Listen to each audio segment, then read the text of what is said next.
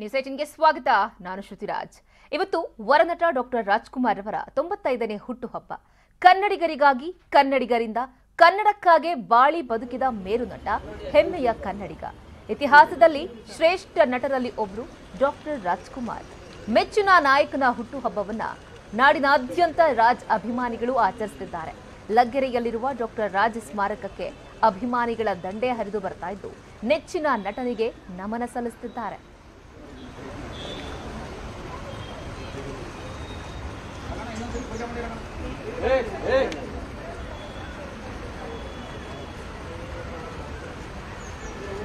ನಮಗೆ ಎಷ್ಟೇ ವರ್ಷ ಆದರೂ ಜನ ಮತ್ತು ಪ್ರೀತಿ ವಿಶ್ವಾಸ ಜನಗಳಿಂದ ಯಾವತ್ತೂ ಕಮ್ಮಿನೇ ಆಗಲ್ಲ, ಚೆನ್ನಾಗಿ ನಡೀತಾನೆ ಇದೆ.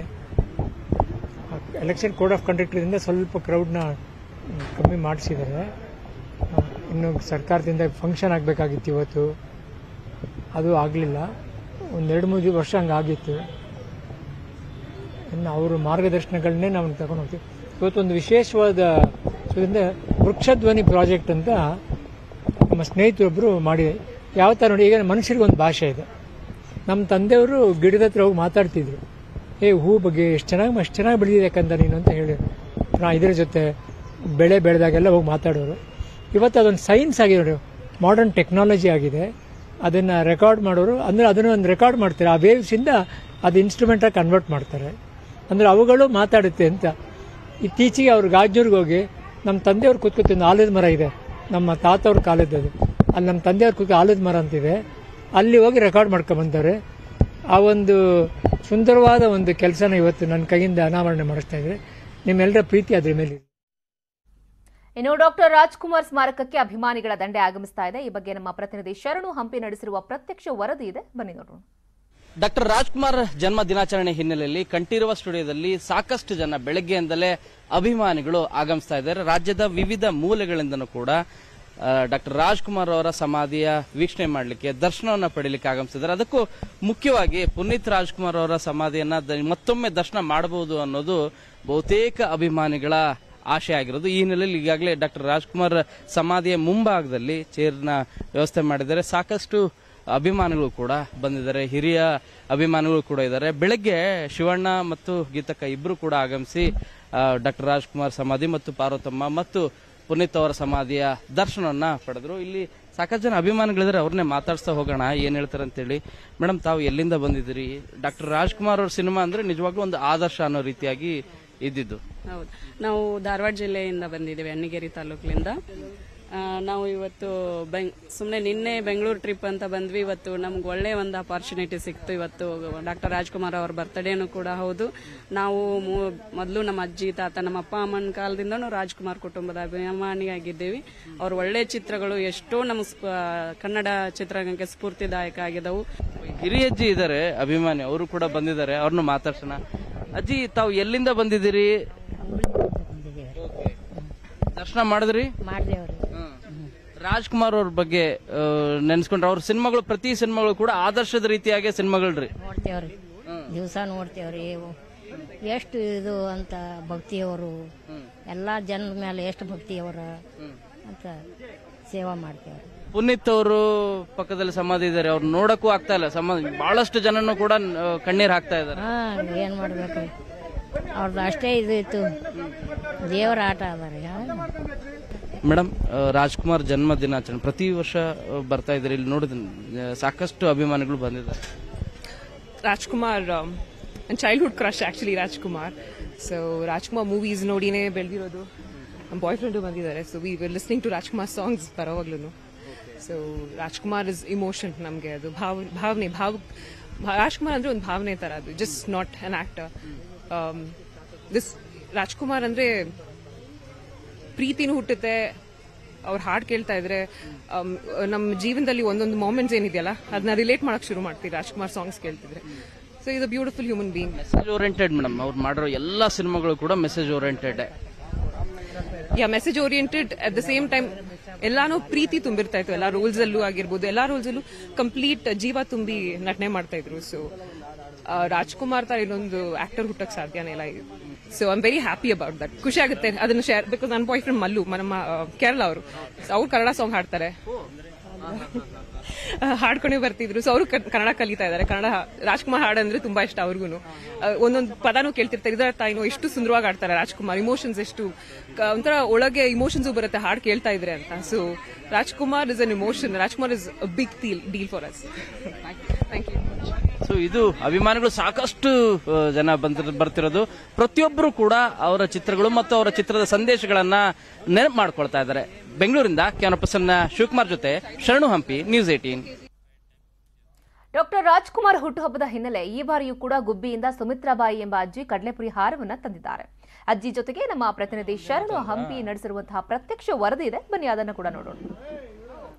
ಡಾಕ್ಟರ್ ರಾಜ್ಕುಮಾರ್ ಕುಟುಂಬದ ಯಾವುದೇ ಪ್ರಮುಖವಾದಂತಹ ಕಾರ್ಯಕ್ರಮ ಇರಲಿ, ಆ ಕಾರ್ಯಕ್ರಮದಲ್ಲಿ ಪ್ರಮುಖವಾಗಿ ಈ ಹಿರಿಯಜ್ಜಿ ಕಂಡು ಬರ್ತಾರೆ. ಅವರು ತರುವಂತ ಈ ಪುರಿ ಹಾರ ಏನಿದೆ ಇದು ಬಹಳ ವಿಶೇಷ.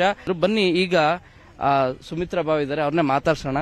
ಅಮ್ಮ, ಈಗ 2 ಹಾರ ತಂದಿದ್ದೀರಿ, ಎಷ್ಟು ದಿನ ಆಯ್ತಮ್ಮ? 15 ದಿವಸ ಮೇಲಾಯ್ತು. ನಮ್ಮ ಅಕ್ಕ ಒಬ್ರವ್ರೆ ಅಜ್ಜಿ ಲಕ್ಷ್ಮೀಬಾಯಿ ಅಂತ. ನಾನು ಸೂಜಿ ಪೋಣಿಸಿ ಕೊಟ್ರೆ ಪುರಿ ಪೋಣಿಸೋದು ಅಜ್ಜಿ. ಎಷ್ಟುದ ಪುರಿ ಬೇಕೋ ಅದು ನಾನು ಲೆಕ್ಕ ಮಾಡ್ಕೊಂಡು ನಾನು ಮಾಡ್ಕೊಂತಿದ್ದೆ. ಅಜ್ಜಿ ಮಾತ್ರ ಕೂತ್ಕೊಂಡು ಪುರಿ ಪೋಣಿಸೋದು. ಇಬ್ರು ಸೇರ್ಕೊಂಡು ಮಾಡ್ದು. ಪ್ರತಿ ಜನ್ಮ ದಿನಾಚರಣೆ ಬರ್ತೀರಾ ಡಾಕ್ಟರ್ ರಾಜ್ಕುಮಾರ್? ರಾಜ್ಕುಮಾರ್ದು ಇವಂದು ಪುನೀತ್ ಬರ್ತಾ ಇರ್ತೀನಿ, ಬಂದೇ ಬರ್ತೀನಿ. ಏನೇ ಆಗ್ಬಿಡ್ಲಿ ಹೋಗ್ರಿ, ನಾನು ಯಾರು ಕೇಳೋದು ಇಲ್ಲ ಮಾಡೋದು ಇಲ್ಲ, ನನ್ನ ಇಷ್ಟ. ಬಂದೇ ಬರ್ತೀನಿ. ಈಗ ಈ ಬಹಳಷ್ಟು ಜನ ಅಭಿಮಾನಿಗಳು ಎಲ್ಲರೂ ಕೂಡ ಬಂದಾರೆ, ಎಲ್ಲರೂ ಅವರು ನೆನ್ಸ್ಕೊಳ್ತಾ ಇದ್ದಾರೆ. ಈಗ ನೀವು ನೆನ್ಸ್ಕೊಳ್ಳೋದಾದ್ರೆ ಏನ್ ಮಾಡೋಣ, ನೆನ್ಸ್ಕೊಂತೀವಿ, ಮಾಡ್ತೀನಿ. ಬಂದಿದ್ದೀನಿ ಫಸ್ಟ್, ಇನ್ನೇನು ಮಾತಾಡಕ್ ನನಗೆ ಬರಲ್ಲ. ಪುನೀತ್ ಅವ್ರನ್ನ ನೆನ್ಸ್ಕೊಂಡು ಬರ್ತಿರೋರು ಈಗಲೂ ಕೂಡ ಇದಾರೆ, ಪ್ರತಿದಿನನೂ ಕೂಡ ಬರ್ತಾ ಇದ್ದಾರೆ. ಹೋಗಿ ಅವ್ರ ಪುನೀತು ತಿಂಡಿ ತಿನ್ಸಿ ಉಣ್ಸಿ ಫೋಟೋಗಳು ಹಿಡ್ದು ಮನೆಗೆ ರೇಷ್ಮೆ ಸೀರೆಗಳು ಎಲ್ಲ ಕೊಟ್ಟು ಕಳ್ಸವ್ನು ಪುನೀತು. ಅಶ್ವಿನಿನೂ ಅಷ್ಟೇನೆ ತುಂಬಾ ಇದು ಮಾಡ್ತಾರೆ ಪಾಪ. ಶಿವಣ್ಣ ಅವರು? ಶಿವಣ್ಣಂಗೆ ಅಷ್ಟು ಇದಿಲ್ಲ, ಅವ್ರು ದೂರ ಇದಾರಲ್ಲ. ರಾಘವೇಂದ್ರ ರಾಜ್ಕುಮಾರ್ ಪರವಾಗಿಲ್ಲ, ಏನು ಅವರು ಮಾತಾಡ್ತಾರೆ. ಡಾಕ್ಟರ್ ರಾಜ್ಕುಮಾರ್ ಅವರಮ್ಮ, ತಾವು ಅವ್ರನ್ನ ಭೇಟಿ ಆಗಿದ್ದೀರಾ? ಇಲ್ಲ ಇಲ್ಲ. ಪಾರ್ವತಮ್ಮ ಅವ್ರನ್ನ ಏನಾದ್ರು ಭೇಟಿ ಆಗಿದ್ದೀರಾ? ಪಾರ್ವತಮ್ಮ, ರಾಜ್ಕುಮಾರ್ ಸತ್ ಮೇಲೆ ಪಾರ್ವತಮ್ಮ ಇದ್ರಲ್ಲ, ಅವಾಗ ಬರ್ತಿದ್ದೆ ನಾನು. ರಾಜ್ಕುಮಾರ್ ನಾನು ಭೇಟಿ ಆಗಿಲ್ಲ. ಇಲ್ಲ, ರಾಜ್ಕುಮಾರ್ ಸತ್ತಾಗ ನಮ್ಮೂರ್ ಜಾತ್ರೆ. ಬೆಂಗಳೂರಿಂದ ಕ್ಯಾಮರಾ ಪರ್ಸನ್ ಶಿವಕುಮಾರ್ ಜೊತೆ ಶರಣು ಹಂಪಿ, ನ್ಯೂಸ್ 18. ಡಾಕ್ಟರ್ ರಾಜ್ಕುಮಾರ್ ಮೇಲೆ ವೀರಪ್ಪನ್ ಮಗಳ ಪ್ರೀತಿ. ಬೆಂಗಳೂರಿನಲ್ಲಿ ಪುಸ್ತಕವನ್ನ ಹಂಚಿದ್ದಾರೆ ವೀರಪ್ಪನ್ ಮಗಳು. 300 ಶಾಲಾ ಮಕ್ಕಳಿಗಾಗಿ ಪುಸ್ತಕವನ್ನ ಹಂಚಿದ್ದಾರೆ ವಿಜಯಲಕ್ಷ್ಮಿ ಅವರು. ವೀರಪ್ಪನ್ ಮಗಳ ಹೆಸರು ವಿಜಯಲಕ್ಷ್ಮಿ. ಇವರು ಡಾಕ್ಟರ್ ರಾಜ್ಕುಮಾರ್ ಮೇಲೆ ಇನ್ನಿರದ ಪ್ರೀತಿಯನ್ನ ಇಟ್ಕೊಂಡಿದ್ದಾರೆ. ಬೆಂಗಳೂರಿನಲ್ಲಿ ಪುಸ್ತಕವನ್ನ ವೀರಪ್ಪನ್ ಮಗಳು ಬಂದು ಹಂಚಿದ್ದಾರೆ 300 ಶಾಲಾ ಮಕ್ಕಳಿಗೆ. ಒಂದು ರೀತಿ ಸಮಾಜ ಸೇವೆ, ಸಾಮಾಜಿಕ ಕಾರ್ಯದಲ್ಲಿ ನಿರತರಾಗಿದ್ದಾರೆ ವಿಜಯಲಕ್ಷ್ಮಿ ಅವರು. ಡಾಕ್ಟರ್ ರಾಜ್ ಪ್ರತಿಮೆಗೆ ಮಾಲಾರ್ಪಣೆ ಮಾಡಿ ಆ ನಂತರ ಪುಸ್ತಕವನ್ನ ಮಕ್ಕಳಿಗೆ ಅವರು ವಿತರಿಸಿದ್ದಾರೆ. ಇವತ್ತು ಡಾಕ್ಟರ್ ರಾಜ್ಕುಮಾರ್ ಅವರ ಜನ್ಮದಿನದ ಹಿನ್ನೆಲೆಯಲ್ಲಿ ನಿನ್ನೆಯೇ ಬಂದು ಪುಸ್ತಕವನ್ನ ಅವರು ವಿತರಣೆ ಮಾಡಿದ್ದಾರೆ. ರಾಜಕೀಯ, ಸಿನಿಮಾ ರಂಗದಲ್ಲಿ ಸದ್ಯಕ್ಕೆ ಸಕ್ರಿಯವಾಗಿ ತಮ್ಮನ್ನ ತೊಡಗಿಸಿಕೊಂಡಿದ್ದಾರೆ ವೀರಪ್ಪನ್ ಪುತ್ರಿ ವಿಜಯಲಕ್ಷ್ಮಿ ಅವರು. ಜುಲೈ 2000ನೇ ಇಸವಿಯಲ್ಲಿ ಅಣ್ಣ ಅವರನ್ನ ವೀರಪ್ಪನವರು ಅಪಹರಿಸಿದ್ರು. 100 ದಿನಗಳಾದ್ಮೇಲೆ ಬಿಡುಗಡೆ ಮಾಡಿದ್ರು. ಆ ಸಂದರ್ಭದಲ್ಲಿ ಬಹಳ ದೊಡ್ಡ ಮಟ್ಟದಲ್ಲಿ ಎಲ್ಲರಲ್ಲೂ ಆತಂಕ ಮನೆ ಮಾಡಿತ್ತು. ಏನಾಗ್ಬಿಡತ್ತೋ, ಏನಾಗ್ತಾ ಇದೆ ರಾಜ್ಯದಲ್ಲಿ, ವರನಟರನ್ನ ಈ ರೀತಿಯಾಗಿ ಮಾಡ್ಬಿಟ್ಟಿದ್ದಾರಲ್ಲ ಅಂತ ಹೇಳಿ. ಸೊ ಅದೇ ವೀರಪ್ಪನ ಮಗಳು ಇವತ್ತು ಅಣ್ಣ ಅವರ ಅಭಿಮಾನಿ ಅಂದ್ರೆ ನಿಜಕ್ಕೂ ಒಂದು ರೀತಿ ಆಶ್ಚರ್ಯ ಅನ್ಸತ್ತೆ. ಸೊ ಆಶ್ಚರ್ಯ ಅನ್ನೋದಕ್ಕಿಂತ ಅವರು ಇತ್ತೀಚೆಗೆ ರಾಜಕೀಯ ಜೀವನದಲ್ಲೂ ಕೂಡ ತೊಡಗಿಸಿಕೊಂಡಿದ್ದಾರೆ, ಸಾಮಾಜಿಕ ಜೀವನದಲ್ಲೂ ಕೂಡ ಸಕ್ರಿಯವಾಗಿದ್ದಾರೆ. ಅಣ್ಣವರ ಪ್ರತಿಮೆಗೆ ಮಾಲಾರ್ಪಣೆಯನ್ನ ಮಾಡಿದ್ದಾರೆ. ಅಣ್ಣವರ ಹೆಸರಲ್ಲಿ ಪುಸ್ತಕಗಳನ್ನ ಕೂಡ ಹಂಚಿ ತಮ್ಮ ಅಣ್ಣವರ ಮೇಲಿನ ಪ್ರೀತಿಯನ್ನ ಈ ಮುಖಾಂತರ ವ್ಯಕ್ತಪಡಿಸಿದ್ದಾರೆ.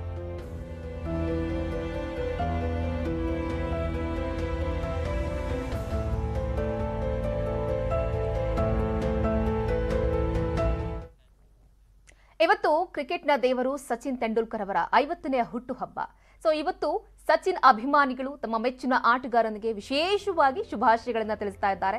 ಒಡಿಶಾದ ಪುರಿಯಲ್ಲಿ ಕಲಾವಿದ ಸುದರ್ಶನ್ ಪಟ್ನಾಯಕ್ ಅನ್ನೋರು ಸಮುದ್ರದ ದಡದಲ್ಲಿ ಮರಳಿನಲ್ಲಿ ಸಚಿನ್ ತೆಂಡೂಲ್ಕರ್ ಅವರ ಚಿತ್ರವನ್ನ ಬಿಡಿಸಿ ಅದರಲ್ಲೇ 50 ವರ್ಷದ ಹುಟ್ಟುಹಬ್ಬದ ಸಂಕೇತವಾಗಿ 50 ಬ್ಯಾಟ್ಗಳಿಂದ ಅಲಂಕಾರ ಮಾಡಿದ್ದಾರೆ. ವಿಶೇಷ ಕಲೆಯ ಮೂಲಕ ಸಚಿನ್ ತೆಂಡೂಲ್ಕರ್ ಅವರಿಗೆ ಹುಟ್ಟುಹಬ್ಬದ ಶುಭಾಶಯವನ್ನ ತಿಳಿಸಿದ್ದಾರೆ. ಅಲ್ಲಿಗೆ ಬಂದಿದ್ದ ಸಾರ್ವಜನಿಕರು ಸಚಿನ್ ಅವರ ಚಿತ್ರವನ್ನ ನೋಡಿ ಸಂತಸ ವ್ಯಕ್ತಪಡಿಸಿದ್ದಾರೆ.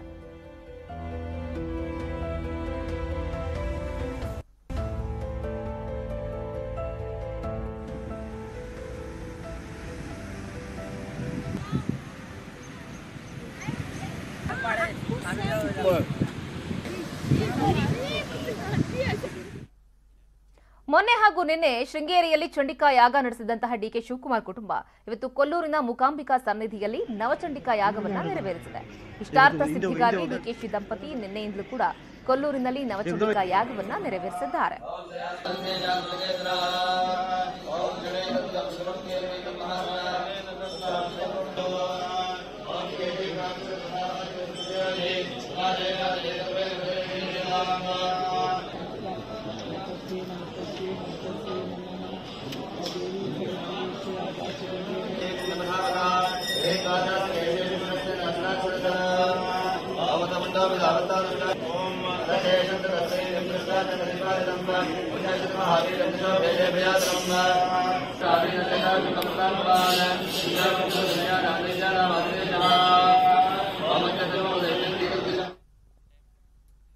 ನಾವು ರಾಜಕಾರಣಿಗಳು ಖಾವಿ ಹಾಕೊಂಡಿಲ್ಲ, ನಾವು ಬಿಳಿ ಬಟ್ಟೆ ಹಾಕೊಂಡಿದ್ದೇವೆ. ಮುಂದಿನ ಸಿಎಂ ವಿಚಾರಕ್ಕೆ ಡಿಕೆ ಶಿವಕುಮಾರ್ ಅವರು ಮಾರ್ಮಿಕ ನುಡಿಯ ಮುಖಾಂತರ ಉತ್ತರ ಕೊಟ್ಟಿದ್ದಾರೆ ಅಂತ ಅನಿಸ್ತಾ ಇದೆ. ನಾವು ರಾಜಕಾರಣಿಗಳ ಕಂಡ್ರಿ ಖಾವಿ ಹಾಕೊಂಡಿಲ್ಲ, ನಮಗೂ ಆಸೆ ಇರುತ್ತೆ, ನಾವು ಹಾಕೊಂಡಿರೋದು ಬಿಳಿ ಬಟ್ಟೆ, ಸೊ ಖಾವಿ ಹಾಕೊಂಡಿಲ್ಲ. ಮುಂದಿನ ಸಿಎಂ ಅನ್ನೋ ವಿಚಾರಕ್ಕೆ ಬಂದಂತಹ ಸಂದರ್ಭದಲ್ಲಿ ಡಿಕೆ ಶಿವಕುಮಾರ್ ಅವರು ಕೊಟ್ಟಿರುವಂತಹ ಮಾರ್ಮಿಕ ನುಡಿಗಳಿದು. ಮತ್ತೊಮ್ಮೆ ಸಿಎಂ ಆಗುವಂತಹ ಆಸೆಯನ್ನ ಬಿಚ್ಚಿಟ್ರ ಶಿವಕುಮಾರ್ ಅಂತ ಅನಿಸ್ತಾ ಇದೆ. ಮುಂದಿನ ಸಿಎಂ ಹೇಳಿಕೆಗೆ ಈ ರೀತಿಯಾಗಿ ಮಾರ್ಮಿಕವಾಗಿ ಉತ್ತರವನ್ನ ಕೊಟ್ಟಿದ್ದಾರೆ. ಉಡುಪಿಯ ಕೊಲ್ಲೂರಿನಲ್ಲಿ ಪೂಜೆ ನೆರವೇರಿಸಿದ ಬಳಿಕ ಡಿಕೆ ಶಿವಕುಮಾರ್ ಅವರು ಕೊಟ್ಟಿರುವಂತಹ ಹೇಳಿಕೆಗಳಿವೆ. ದೊಡ್ಡ ಮಟ್ಟದಲ್ಲಿ ಕಾಂಗ್ರೆಸ್ಗೆ ಕಟ್ಟೆ ಹೊಡೆದೋಗಿದೆ, ಎಲ್ಲ ಸೇರ್ಕೊಳ್ತಾ ಇದ್ದಾರೆ. ಲಿಂಗಾಯತ್ ಸಮುದಾಯ ಒಂದೇ ಅಲ್ಲ, ಎಲ್ಲ ಸಮುದಾಯದವರು ಕಾಂಗ್ರೆಸ್ ಕಡೆ ನೋಡ್ತಾ ಇದ್ದಾರೆ. ಮುಂದಿನ ಸಿಎಂ ಆಗಬೇಕನ್ನೋ ಆಕಾಂಕ್ಷೆ ಏನಾದರೂ ಇದೆಯಾ? ಪೂಜೆ ಭಾಗವಾದ ಹೇಗೆ? ನೋಡಪ್ಪ, ನಾವು ರಾಜಕಾರಣಿಗಳು, ನಾನು ಕಾವಿ ಹಾಕೊಂಡಿಲ್ಲ, ಬಿಳಿ ಬಟ್ಟೆ ಹಾಕೊಂಡಿದ್ದೀನಿ. ಕೇಸರಿ ಶಾಲನ್ನ ಹಾಕೊಂಡು ಬಂದು ಕಾಂಗ್ರೆಸ್ ಪಕ್ಷಕ್ಕೆ ಸೇರಿ ಬಿಜೆಪಿ ತೊರೆದು ನಮ್ಮ ಪಕ್ಷಕ್ಕೆ ಬೆಂಬಲವನ್ನು ಕೊಟ್ಟಿದ್ದು, ನಾಯಕರುಗಳು ಪಕ್ಷಕ್ಕೆ ಸೇರ್ಪಡೆ ಆಗ್ತಾರೆ. ಎಲ್ಲ ಮುಂದಕ್ಕೆ ಇಲ್ಲೇ ರಾಹುಲ್ ಗಾಂಧಿ ಅವರು ಕೂಡ ಬರ್ತಾರೆ. ಸುಮಾರು 2 ಕಡೆಯಿಂದ ಕನಿಷ್ಠ 10 ಸೀಟ್ ಗೆಲ್ಲುವಂತಹ ಅವಕಾಶ ಕರಾವಳಿ ಈ ಸತಿ ಕೊಡಲ್ಲ. ಏಕೆಂದರೆ ಈಗ ಭಕ್ತಿಗೂ ಭಾವನೆಗೂ ಬದುಕಿಗೂ ಇರುವಂತಹ ಎಲೆಕ್ಷನ್ ಇದೆ. ಅವರು ಭ್ರಷ್ಟಾಚಾರನ ಅದೇನು ಲೆಕ್ಕ ಇಲ್ಲ ಅಂತ ಅವರು ಹೋಗ್ತಾ ಇದ್ದಾರೆ. ಭ್ರಷ್ಟಾಚಾರ ನಿರ್ಮೂಲನೆ ಮಾಡಬೇಕು ಅಂತ ನಾವು ಇಂಥ ಸರ್ಕಾರದಲ್ಲಿ ಇಂಥ ಒಂದು ಭ್ರಷ್ಟ ಆಡಳಿತ ಕರ್ನಾಟಕ ರಾಜ್ಯ ಭ್ರಷ್ಟ ಆಡಳಿತ ಅಂತ 40% ಪೇ ಕಮಿಷನ್, ಪೇ ಸಿಎಂ ಅಂತ ಬಂತು. ಎಲ್ಲದರಲ್ಲೂ ಕಮಿಷನ್, ಎಲ್ಲದರಲ್ಲೂ ಲಂಚ.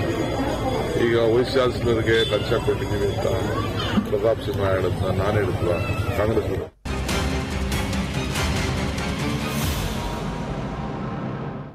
Welcome back.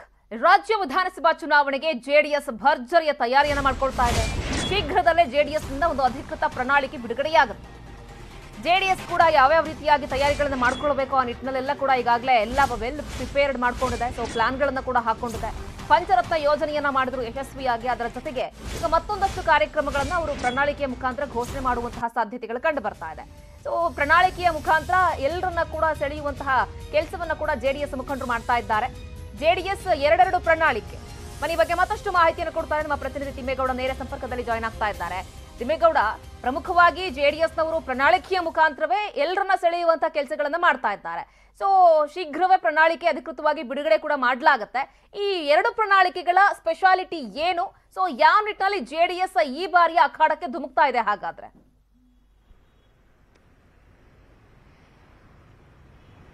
ಶ್ರುತಿ, ಬಹಳ ಮುಖ್ಯವಾಗಿ ಈ ಬಾರಿಯ ಚುನಾವಣೆಯಲ್ಲಿ ಗೆಲ್ಲಲೇಬೇಕು ಅನ್ನುವಂಥ ನಿಟ್ಟಲ್ಲಿ ಪಣ ತೊಟ್ಟಿರ್ತಕ್ಕಂಥ ಮಾಜಿ ಮುಖ್ಯಮಂತ್ರಿ ಹಾಗೂ ಜೆಡಿಎಸ್ ನಾಯಕ ಎಚ್.ಡಿ. ಕುಮಾರಸ್ವಾಮಿ ಅವರು ಮಹತ್ವದ ಪಂಚರತ್ನ ರಥಯಾತ್ರೆ ಮೂಲಕ ಸುಮಾರು 100ಕ್ಕೂ ಹೆಚ್ಚು ವಿಧಾನಸಭಾ ಕ್ಷೇತ್ರಗಳನ್ನು ತಲುಪಿ ಹಳ್ಳಿಗೂ ಕೂಡ ಪಂಚರತ್ನ ಯೋಜನೆಗಳ ಮಹತ್ವವನ್ನು ಸಾರಿ ಬಂದಿದ್ದಾರೆ. ಇದೀಗ ಪಂಚರತ್ನ ಯೋಜನೆಗಳ ಜೊತೆಗೆ ಮತ್ತಷ್ಟು ಮಹತ್ವದ ಕಾರ್ಯಕ್ರಮಗಳನ್ನ ಘೋಷಣೆ ಮಾಡಬೇಕು ಅನ್ನುವಂಥ ನಿಟ್ಟಲ್ಲಿ ಇನ್ನೇನು ಶೀಘ್ರದಲ್ಲೇ ಜೆಡಿಎಸ್ನ ಅಧಿಕೃತವಾದಂಥ ಒಂದು ಪ್ರಣಾಳಿಕೆ ಹೊರಬರ್ತಾ ಇದೆ. ಅದರಂತೆ ವಿಧಾನ ಪರಿಷತ್ ಸದಸ್ಯ ಹಾಗೂ ಜೆಡಿಎಸ್ ನಾಯಕ BM ಫಾರೂಕ್ ನೇತೃತ್ವದ ಪ್ರಣಾಳಿಕೆ ಸಮಿತಿ 2 ಪ್ರತ್ಯೇಕವಾದಂತಹ ಪ್ರಣಾಳಿಕೆಗಳನ್ನ ಹೊರತರೋದಕ್ಕೆ ಮುಂದಾಗಿರ್ತಕ್ಕಂಥದ್ದು. ಬೆಂಗಳೂರು ನಗರದ 28 ವಿಧಾನಸಭಾ ಕ್ಷೇತ್ರಗಳನ್ನ ಗುರಿಯಾಗಿಟ್ಕೊಂಡಿರ್ತಕ್ಕಂಥ ಪ್ರಣಾಳಿಕೆ ಸಮಿತಿ ಬೆಂಗಳೂರು ನಗರಕ್ಕೆ ಸಂಬಂಧಪಟ್ಟಂತೆ ಒಂದು ಪ್ರತ್ಯೇಕವಾದಂತಹ ಒಂದು ಪ್ರಣಾಳಿಕೆಯನ್ನು ಹೊರತರೋದಕ್ಕೆ ಮುಂದಾಗಿರ್ತಕ್ಕಂಥದ್ದು. ಇನ್ನುಳಿದಂತೆ ಪಂಚರತ್ನ ಯೋಜನೆಗಳ ಜೊತೆಗೆ ಮಹತ್ವದ ಕೆಲವೊಂದು ಕಾರ್ಯಕ್ರಮಗಳನ್ನು ಕೂಡ ಘೋಷಣೆ ಮಾಡೋದಕ್ಕೆ ಮುಂದಾಗಿದೆ. ಎಸ್ಪೆಷಲಿ ಇದೀಗ ನಮ್ಮ ನ್ಯೂಸ್ 18ಗೆ ಲಭ್ಯ ಆಗಿರ್ತಕ್ಕಂಥ ಮಾಹಿತಿ ಪ್ರಕಾರ ಬೆಂಗಳೂರು ನಗರಕ್ಕೆ ಸಂಬಂಧಪಟ್ಟಂತೆ ಏನು ಸೋಲಾರ್ ವಿದ್ಯುತ್ ಮತ್ತೆ ಮರುಬಳಕೆ ಮಾಡಬಹುದಾದಂತ ಇಂಧನಗಳ ಬಳಕೆಗೆ ಸಂಬಂಧಪಟ್ಟಂತೆ ಒಂದು ಪ್ರತ್ಯೇಕವಾದಂತ ಒಂದು ನೀತಿಯನ್ನ ಜಾರಿಗೆ ತರೋದ್ರ ಮುಖಾಂತರ ಉಚಿತ ವಿದ್ಯುತ್ ಕೊಡುವಂತ ನಿಟ್ಟಲ್ಲಿ ಏನೋ ಘೋಷಣೆ ಮಾಡಿರ್ತಕ್ಕಂಥ ಕಾಂಗ್ರೆಸ್ಗೆ ಟಕ್ಕರ್ ಕೊಡುವಂತದ್ದು. ಇನ್ನುಳಿದಂತೆ ಹಸಿರೀಕರಣಕ್ಕೆ, ಯಾಕಂತ ಹೇಳಿದ್ರೆ ಮೈಸೂರು ಈಗಾಗಲೇ ಏನಿದೆ ಸಾಂಸ್ಕೃತಿಕ ನಗರಿ ಮೈಸೂರು, ಅದರ ಮಾದರಿಯಲ್ಲಿ ಗ್ರೀನರಿಗೆ ಹಸಿರೀಕರಣಕ್ಕೆ ಆದ್ಯತೆಯನ್ನು ಕೊಡಬೇಕು ಅನ್ನುವಂಥ ನಿಟ್ಟಲ್ಲಿ ಬೆಂಗಳೂರು ನಗರದಾದ್ಯಂತ ಅರಣ್ಯ ಇಲಾಖೆಯಿಂದ ಹಸಿರೀಕರಣಕ್ಕೆ ಒಂದು ಒತ್ತನ್ನು ಕೊಡ್ತೀವಿ.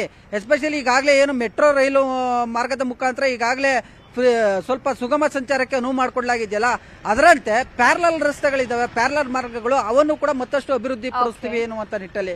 ಇನ್ನುಳಿದಂತೆ ಬೆಂಗಳೂರು ನಗರದ ಬಹುತೇಕವಾದಂತಹ ಒಂದು ಮೇಜರ್ ಸಮಸ್ಯೆ ಅಂದ್ರೆ ಅದು ಕುಡಿಯೋ ನೀರಿನ ಸಮಸ್ಯೆ. ಕುಡಿಯೋ ನೀರಿನ ಸಮಸ್ಯೆಗೂ ಕೂಡ ಪ್ರತ್ಯೇಕವಾದಂತಹ ಒಂದು ಯೋಜನೆ ತರ್ತೀವಿ ಅಂತ. ಇನ್ನುಳಿದಂತೆ ನೋಡಿ, ಏನು ಕೋಮು ಗಲಭೆ, ಮತ್ತೊಂದು ಕಡೆಯಾಗಿ ಧಾರ್ಮಿಕ ಅಲ್ಪಸಂಖ್ಯಾತರ ರಕ್ಷಣೆಗೂ ಸಂಬಂಧಪಟ್ಟಂತೆ ಕಟ್ಟುನಿಟ್ಟಿನ ಕಾನೂನು ಜಾರಿ, ಮತ್ತೊಂದು ಕಡೆಯಾಗಿ ಏನು ರೈತ ಬಂಧು ಯೋಜನೆಯ ಹೆಸರಿನಲ್ಲಿ ವಿಶೇಷವಾದಂತಹ ಒಂದು ಸೌಲಭ್ಯಗಳನ್ನು ಕೂಡ ಕೊಡೋದಕ್ಕೆ ಕುಮಾರಸ್ವಾಮಿ ಅವರು ಮುಂದಾಗಿದ್ದಾರೆ. ಈ ಮೂಲಕವಾಗಿ ಎರಡು ಪ್ರತ್ಯೇಕವಾದಂತ ಪ್ರಣಾಳಿಕೆಗಳನ್ನ ತರೋದ್ರ ಮುಖಾಂತರ ನಾಡಿನ ಜನತೆಯ ಮತದಾರರ ಗಮನ ಸೆಳೆಯೋದಕ್ಕೆ ಮುಂದಾಗಿರ್ತಕ್ಕಂಥದ್ದು. Shruti, okay Thimmegowda, thank you ತಮ್ಮೆಲ್ಲ ಕಂಪ್ಲೀಟ್ ಮಾಹಿತಿಗಾಗಿ. ಕರ್ನಾಟಕದ ಚುನಾವಣೆ ರಂಗೇರ್ತಾ ಇದೆ. ಮೂರು ಪಕ್ಷಗಳು ಕೂಡ ಗೆಲ್ಲೋ ಉತ್ಸಾಹದಲ್ಲಿವೆ. ನ್ಯೂಸ್ 18 ಪೊಲಿಟಿಕಲ್ ಗುರು ಡಿಪಿ ಸತೀಶ್ ಜೊತೆ ಕಾಂಗ್ರೆಸ್ನ ನಾಯಕ ದಿನೇಶ್ ಗುಂಡೂರಾವ್ ಮನಬಿಚ್ಚಿ ಮಾತನಾಡಿದ್ದಾರೆ. ಸೌತ್ ನೆಟ್ವರ್ಕ್ 18ನ ಎಡಿಟೋರಿಯಲ್ ಅಡ್ವೈಸರ್ ಡಿಪಿ ಸತೀಶ್ ಜೊತೆಗಿನ ಸಂದರ್ಶನದಲ್ಲಿ ದಿನೇಶ್ ಗುಂಡೂರಾವ್ ಶೆಟ್ಟರ್ ಹಾಗೆ ಸವದಿ ಕಾಂಗ್ರೆಸ್ ಸೇರ್ಪಡೆಗೆ ಏನ್ ಹೇಳಿದ್ರು ಬನ್ನಿ ನೋಡೋಣ. ಜಗದೀಶ್ ಶೆಟ್ಟರ್ನ ಯಾಕೆ ಟಿಕೆಟ್ ಕೊಟ್ಟರೆ ಅದು ಅವರ ವಿಚಾರ, ಬಿಜೆಪಿ ಆಂತರಿಕ ವಿಚಾರ. ಆದರೆ ಮೇಲ್ನೋಟಕ್ಕೆ ಸಾರ್ವಜನಿಕ ವಲಯದಲ್ಲಿ ಅದು ಎಲ್ಲೋ ಒಂದ್ ಕಡೆ ಯಾವ ವ್ಯಕ್ತಿಗೆ ಯಾವ ಕಳಂಕ ಇಲ್ಲ, ಯಾವ ಒಂದು ಕಪ್ಪು ಚುಕ್ಕಿ ಇಲ್ಲ, ಒಬ್ಬ ಸರಳ ವ್ಯಕ್ತಿ ಇನ್ನೂ ರಾಜಕಾರಣ ಮಾಡ್ತಾ ಇರ್ತಲ್ಲ, ನೀವು ರಿಟೈರ್ ಆಗಿ ಅಂತ ಹೇಳಿದ್ರೆ ಅದು ಉದ್ದೇಶ ಏನು? ಲಕ್ಷ್ಮಣ್ ಸವದಿ ಅವರು ನೀವು ಕೊಡಲ್ಲ ಅಂತ ಉದ್ದೇಶ ಏನು? ಇದೆಲ್ಲ ಆದಾಗ ನನ್ನ ಪ್ರಶ್ನೆ ಏನಂತ ಹೇಳಿದ್ರೆ, ಯಾಕೆ ಯಡಿಯೂರಪ್ಪನವರು ಹಠ ಹಿಡಿಲಿಲ್ಲ? ಅವರು ರಿಟೈರ್ ಆಗಿದ್ದಾರೆ, ಅಟ್ಲೀಸ್ಟ್ ಇಂಥವ್ರಿಗಾದ್ರೂ ಅವ್ರು ಹಠ ಹಿಡಿದು ಪಟ್ಟು ಹಿಡಿದು ಇಲ್ಲ ರೀ ಅವ್ರನ್ನ ಬಿಡಬಾರ್ದು ನೀವು ಅಂತ ಯಡಿಯೂರಪ್ಪನವ್ರು ಯಾಕೆ ಪಟ್ಟ ಅಂದ್ರೆ ವೀಕ್ ಆಗಿದ್ದಾರೆ? ವೀಕ್ ಆಗಿಲ್ಲ ಅಂತ ಅಲ್ಲ, ಎಲ್ಲೊಂದ್ ಕಡೆ ಅವರು ಈ ಒಂದು ಕಾನ್ಸ್ಪಿರಸಿ ಅವರು ಕೂಡ ಭಾಗಿನೂ ಆಗಿರ್ಬೋದು, ವೀಕ್ ಆಗಿರ್ಬೋದು. ಅದೇ ಅವ್ರು ವೀಕ್ ಆಗೋದಕ್ಕೆ ಸಾಧ್ಯ ಇಲ್ಲ. ಯಾಕಂತ ಹೇಳಿದ್ರೆ ಅವರು ಪವರ್ಫುಲ್ ಲೀಡರ್. ಅವ್ರು ಹಠ ಹಿಡಿದ್ರೆ ಕೇಂದ್ರ ಹೇಳಿದ ಕಡೆ ಎಲ್ಲ ಅನೇಕ ಕ್ಷೇತ್ರಗಳಲ್ಲಿ ಯಡಿಯೂರಪ್ಪ ಹೇಳಿದ್ರೆ ಟಿಕೆಟ್ ಕೊಟ್ಟಿದ್ದಾರೆ, ಬೆಂಗಳೂರಿನಲ್ಲೂ ಕೂಡ ಬೇರೆ ಕಡೆನೂ ಕೂಡ. ಸೊ ಎಲ್ಲೋ ಒಂದ್ ಕಡೆ ಅವರು ಇವ್ರು ಹೋಗ್ಲಿ ಅಂತಾನೆ ಮನ್ಸು ಮಾಡಿದ್ರೆ ಏನೋ ನಂಗನ್ಸುತ್ತೆ, ಅವ್ರ ಮಗ ಮುಂದೆ ಅವ್ರ ಮಗನೇ ಇರ್ಬೇಕು, ಯಾರು ಇರಬಾರ್ದು ಅಂತ ಅವ್ರದ್ದೇನಾದ್ರೂ ಒಂದು ಉದ್ದೇಶ ಇದೆಯೋ ಗೊತ್ತಿಲ್ಲಪ್ಪ ನನಗೆ. ಯಾಕೆ ಇವರೆಲ್ಲಾರನ್ನೂ ತೆಗೆದುಬಿಟ್ರೆ ಈಗ ನಾಳೆ ಬಿಜೆಪಿ ಉಳಿಯೋರು ಯಾರು? ಈಗ ಪಾಪ ಸೋಮಣ್ಣನು ಕೂಡ 2 ಕಡೆ ನಿಲ್ಲಿಸಿ 2 ಕಡೆನೂ ಕೂಡ ಸೋಲುವಂತ ಪರಿಸ್ಥಿತಿ ಹಾಕಿದ್ದಾರೆ. ಸೋಮಣ್ಣ ಚಾಪ್ಟರ್ ಕ್ಲೋಸ್ ಮಾಡೋದು, ಜಗದೀಶ್ ಶೆಟ್ಟರ್ ಕೂಡ ಹೋದ್ರು, ಸೌದಿ ಡೆಪ್ಟಿ ಸಿಎಂ ಅವರು ಹೋದ್ರು, ಇನ್ಯಾರಿದ್ರೆ ಲಿಂಗಾಯತ್ ಲೀಡರು. ಬೊಮ್ಮಾಯಿಯವ್ರದ್ದು ಈಗ ಅವರು ಈಗಾಗಲೇ ಅವರು ಸಿಎಂ ಆದ್ಮೇಲೆ ಕೂಡ ನಾಯಕ ಆಗದೆ ಹೋದ್ರೆ ಇನ್ ಮತ್ತೆ ನಾಯಕತ್ವ ಬರಕ್ ಪ್ರಶ್ನೆ ಬರಲ್ಲ. ನನಗನ್ಸುತ್ತೆ ಎಲ್ಲೋ ಒಂದ್ ಕಡೆ ಯಡಿಯೂರಪ್ಪನವರು ಲಿಂಗಾಯತರ ಪರವಾಗಿ ನಿಲ್ತಕ್ಕಂಥ ಒಬ್ಬ ನಾಯಕ ಈ ಸಂದರ್ಭದಲ್ಲಿ ಈ ವಿಚಾರದಲ್ಲಿ ಅವ್ರು ಯಾಕೆ ನಿಲ್ಲಿಲ್ಲ ಅಂತ ಒಂದು ದೊಡ್ಡ ಪ್ರಶ್ನೆ. ಇನ್ನು ದಿನೇಶ್ ಗುಂಡೂರಾವ್ ಅವರ ಸಂಪೂರ್ಣ ಸಂದರ್ಶನ ಇವತ್ತು ಸಂಜೆ 6 ಗಂಟೆಗೆ ಪ್ರಸಾರವಾಗುತ್ತೆ. ತಪ್ಪದೇ ವೀಕ್ಷಿಸಿ. ನೋಡ್ತಾ ಇರಿ ನ್ಯೂಸ್ 18, ಜಾಲ ನಮ್ಮದು, ಬಲ ನಿಮ್ಮದು.